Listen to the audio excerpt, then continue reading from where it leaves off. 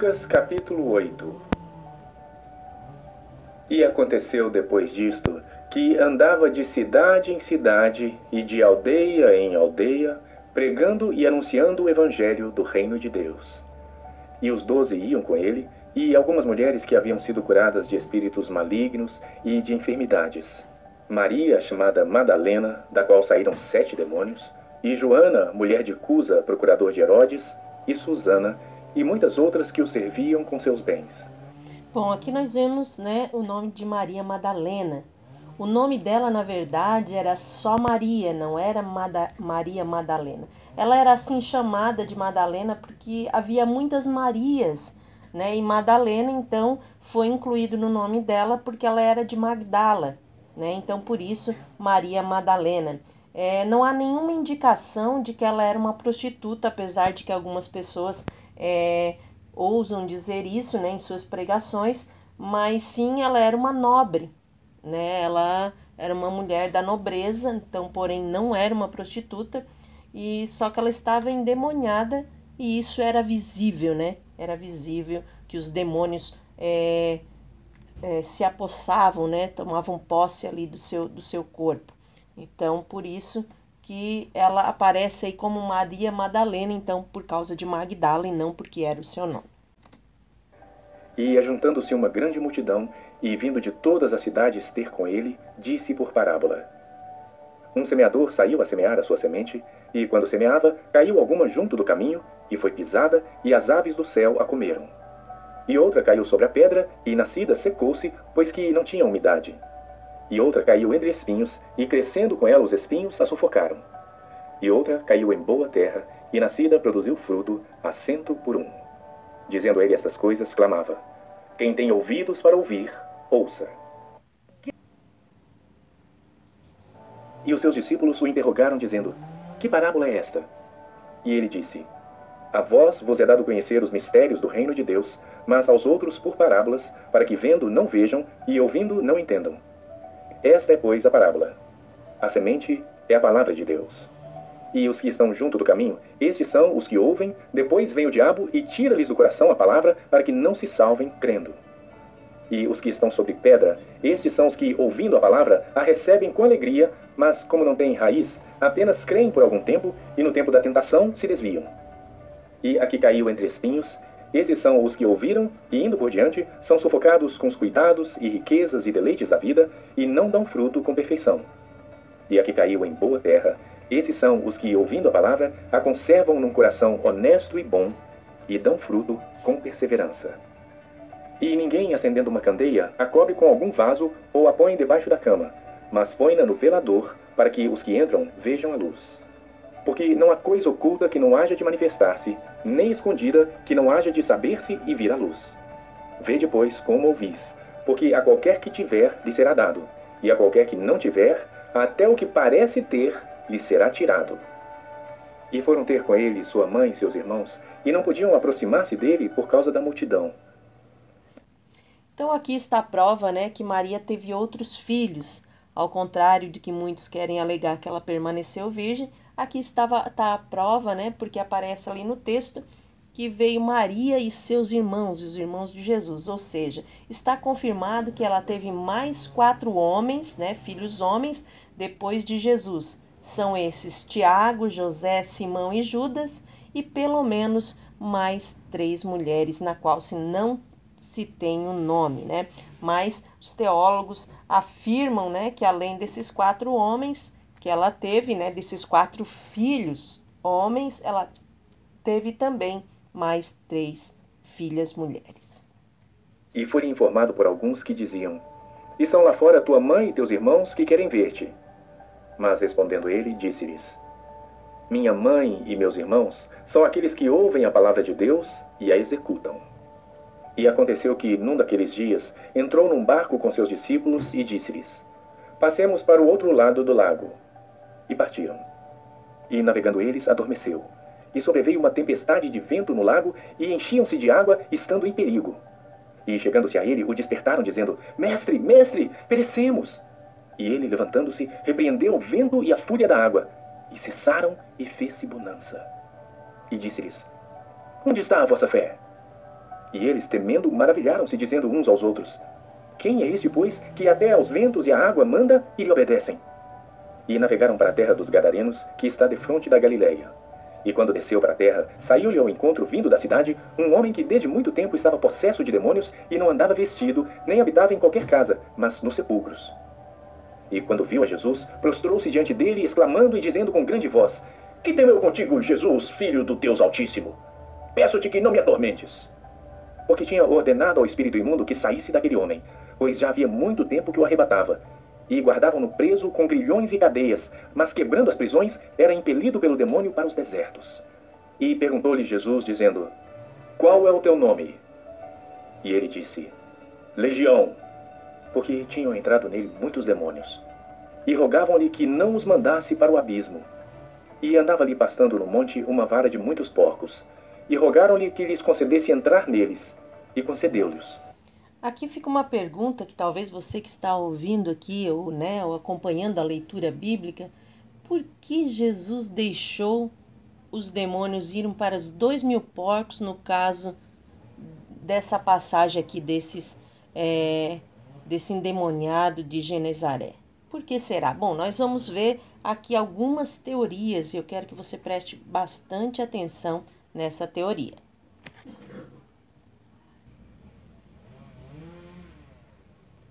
Primeira interpretação: os donos desses porcos, ou boa parte desses porqueiros, eram judeus que viviam ali naquela terra.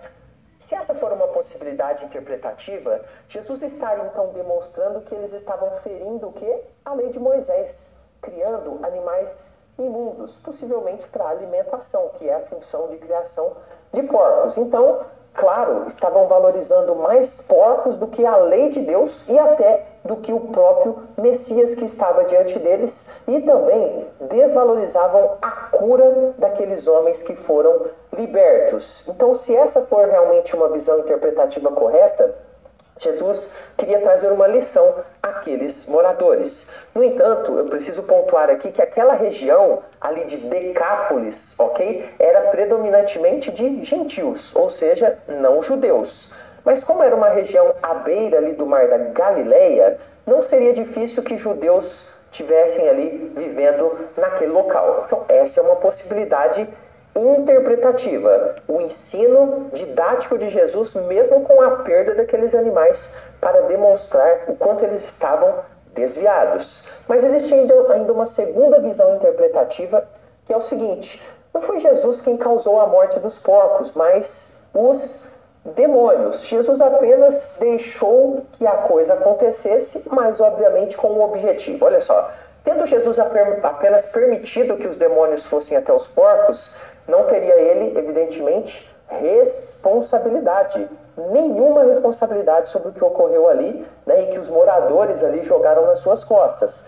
Se Jesus não estivesse ali, os demônios continuariam sua destruição na vida das pessoas. Se essa interpretação estiver certa, então Jesus queria mostrar a todos ali naquele local como que uma vida sem Deus, uma vida no caminho do diabo, é destrutiva ao extremo e destrói tudo ao redor. Jesus então queria que dentro dessa interpretação mostrar para as pessoas que sem ele a destruição é certa, que sem a sua autoridade a destruição iria acontecer. Ele teria então apenas permitido que as coisas seguissem o seu rumo, mas claro, tem também uma ação dele ali de libertação.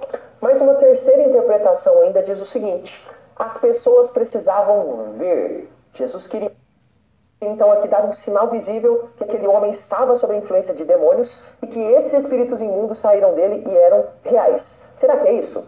Se essa visão de interpretação estiver correta, a ação dos demônios nos porcos parece ter então mostrado de uma forma clara a todos ali o poder do maligno na vida das pessoas e das coisas, mas ao mesmo tempo o poder de Deus sobre o maligno, o poder do Senhor que estava ali na direção de tudo, e o maligno tinha que se submeter para ou diante do Messias. Se essa era a intenção de Jesus, então ele queria trazer esse sinal visível do que acabou de acontecer ali e do que acabou de fazer ali, e do poder da ação dos demônios tanto em homens como em animais e também em coisas. No entanto, parece que as pessoas ali viram mais o prejuízo financeiro e mais um temor de perder coisas do que uma ação de Deus para a bênção delas. A razão que as fez convidar Jesus a se retirar e a simplesmente ignorar a libertação realizada na vida daqueles homens que ficaram ali sãos e tinham ali agora uma vida totalmente normal. Bom, não sei qual dessas interpretações você acha mais possível, mas o fato é que Jesus interfere, cura 2 homens ali e o nome de Jesus se espalha naquele local e ao mesmo tempo que Jesus liberta, Jesus também derrama juízo na vida daquelas pessoas que o rejeitaram. E, tendo saído os demônios do homem, entraram nos porcos, e a manada precipitou-se de um despenhadeiro no lago e afogou-se. E aqueles que os guardavam, vendo o que acontecera, fugiram e foram anunciá-lo na cidade e nos campos. E saíram a ver o que tinha acontecido e vieram ter com Jesus. Acharam então o homem de quem haviam saído os demônios, vestido e em seu juízo, assentado aos pés de Jesus. E temeram. Bom, aqui algo interessante nessa passagem, né? Do endemoniado gadareno, isso, ali no versículo 33, é bem visível que isso prova que um demônio pode sair de um corpo para o outro, né? Isso aí a gente vê que ele sai daquele homem e vai para os porcos. Isso é algo que é possível, apesar que tem muitos lugares que não acreditam nisso. Mas aqui está a prova que um demônio ele pode sim sair de um corpo e passar para o outro, e por vontade própria, ou ele pode até mesmo, né, no caso, ser expulso. Então, por isso que é muito importante, já fica aqui um alerta para você que, né, trabalha com libertação, que Deus te usa para expulsar demônios, ou mesmo, né, se não seja algo assim muito comum na sua vida, mas isso pode acontecer em qualquer instante, um demônio se manifestar, principalmente se você puder, né, ou for fazer uma visita, não leve crianças juntos, porque a criança ela vai estar ali, vamos dizer assim, não que desprotegida, porque Deus protege, mas algo que não é bom, porque ela pode ficar com medo e abrir uma brecha, né, e acabar o demônio vir entrando nela ou incomodar ela. Então, é um detalhe aqui que eu gostaria de sugerir, né, mas a vida, como dizem, a vida é sua, mas aqui fica o nosso conselho, né? Por experiências próprias já, não leve crianças quando você for fazer uma visita, principalmente se Deus já lhe mostrar que vai haver uma possessão demoníaca. Também no versículo 34, a gente vê aí que eles cuidavam de porcos, e cuidar de porcos era o serviço mais degradante, né? Era o emprego mais horrível diante dos olhos do Senhor, abominável, né? Então era degradante esse emprego existente naquela época e que desagradava ao Senhor. Por isso que Jesus também permitiu que eles entrassem nos porcos, como nós vimos aí na explicação. E os que tinham visto contaram-lhes também como fora salvo aquele endemoniado. E toda a multidão da terra dos Gadarenos ao redor lhe rogou que se retirasse deles, porque estavam possuídos por grande temor. E entrando ele no barco, voltou. E aquele homem de quem haviam saído os demônios rogou-lhe que o deixasse estar com ele. Mas Jesus o despediu, dizendo: torna para casa e conta quão grandes coisas te fez Deus. Bom, eles pediram então, né, o povo lá pediu que Jesus saísse do seu país. E ele assim o fez, para nunca mais voltar. Deus, Jesus ou Espírito Santo, né, eles são pessoas que não se imporão sobre ninguém. Eles não te obrigarão a amá-lo, mas eles te darão a proposta, né? Eles apresentarão o amor deles por você. Deus vai apresentar o seu amor por mim e por você, mas ele não nos obriga a amá-lo, né? E nem a nós e nem a ninguém em nenhum dos tempos, né? Eles não vão impor essa atitude, eles não vão requerer essa atitude de você, né? E também nem eles vão permanecer onde não forem desejados. Então, o Espírito Santo vem para aqueles que o desejam, né? Ele permanece, ele vem para todos, mas ele só permanece naqueles que o desejam. E ele foi apregoando por toda a cidade quão grandes coisas Jesus lhe tinha feito. E aconteceu que, quando voltou Jesus, a multidão o recebeu porque todos o estavam esperando. Bom, então aqui é algo claro, né? Se um homem ou uma multidão não receber a verdade, outros receberão, né? O dever do povo de Deus é continuar testemunhando até que o mundo inteiro seja evangelizado. E eis que chegou um homem de nome Jairo, que era príncipe da sinagoga, e, prostrando-se aos pés de Jesus, rogava-lhe que entrasse em sua casa, porque tinha uma filha única, quase de 12 anos, que estava à morte. Bom, aqui nós vemos a passagem de Jairo, para você anotar aí no seu caderno. Jairo vem do hebraico Jair, que significa que faça brilhar. E indo ele, apertava-o a multidão. E uma mulher que tinha um fluxo de sangue havia 12 anos, e gastara com os médicos todos os seus bens, e por nenhum pudera ser curada, chegando por detrás dele, tocou na orla de sua veste, e logo estancou o fluxo do seu sangue. E disse Jesus: Quem é que me tocou? E negando todos, disse Pedro e os que estavam com ele: Mestre, as multidões te apertam e pressionam, e dizes: Quem é que me tocou? E disse Jesus: Alguém me tocou, porque bem conheci que de mim saiu poder. Então, vendo a mulher que não podia ocultar-se, aproximou-se tremendo e, prostrando-se ante ele, declarou-lhe diante de todo o povo a causa por que lhe havia tocado e como logo fora sarada. E ele lhe disse: Tem bom ânimo, filha, a tua fé te salvou. Vai-te em paz. E estando ele ainda falando, chegou um dos do príncipe da sinagoga, dizendo: A tua filha já está morta, não incomodes o mestre.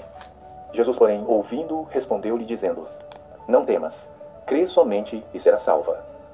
E entrando em casa, a ninguém deixou entrar, senão a Pedro, e a Tiago, e a João, e ao pai e à mãe da menina. E todos choravam e apranteavam, e ele disse: Não choreis, não está morta, mas dorme. E riam-se dele, sabendo que estava morta. Mas ele, pondo-os todos fora, e pegando-lhe na mão, clamou, dizendo: Levanta-te, menina. E o seu espírito voltou, e logo se levantou. E Jesus mandou que lhe dessem de comer. E seus pais ficaram maravilhados. E ele lhes mandou que a ninguém dissessem o que havia sucedido. Bom, queremos encerrar mais este capítulo desejando que Deus abençoe a sua casa, a sua vida, a sua saúde, o seu ministério, em nome de Jesus. Cortou, só porque eu peguei aqui, cortou, não sei porque cortou, agora ele vai ficar para erro também, pelo amor de Deus, é a continuação daquele lá, então vamos de novo. Corta essa parte, Lana. 1, 2, 3. Se você acha que fazer exercícios em casa Não era não pra é uma boa gravar. ideia, eu preciso E agora te não dá pra apresentar tirar a ainda, firma diária. ninguém Coloca o merece. tapetinho dentro do tapete da sua casa, fica à vontade pro nosso momento. Que não dá pra pular anúncio, dá sim. Peraí, vou botar aqui no Se parar. pensa que não vai dar Corta essa parte, Lana. 1, 2. Então aí aparece o nome Jairo. E para você anotar aí no seu caderno, o nome Jairo vem do hebraico Jair, que é o significado. Jesus querido. Meu Deus. De novo. Corta essa parte, Lana. Esta confirmação que ela, né, diz que ela, né, esta confirmação está confirmado. Meu Deus. Ai, Jesus querido, tá pedindo confirmação de ser de algo. Então, mas tá. Ó, a Lana rindo lá do outro lado, fazendo Então, vamos lá. Corta essa parte, Lana. 1, 2, 3.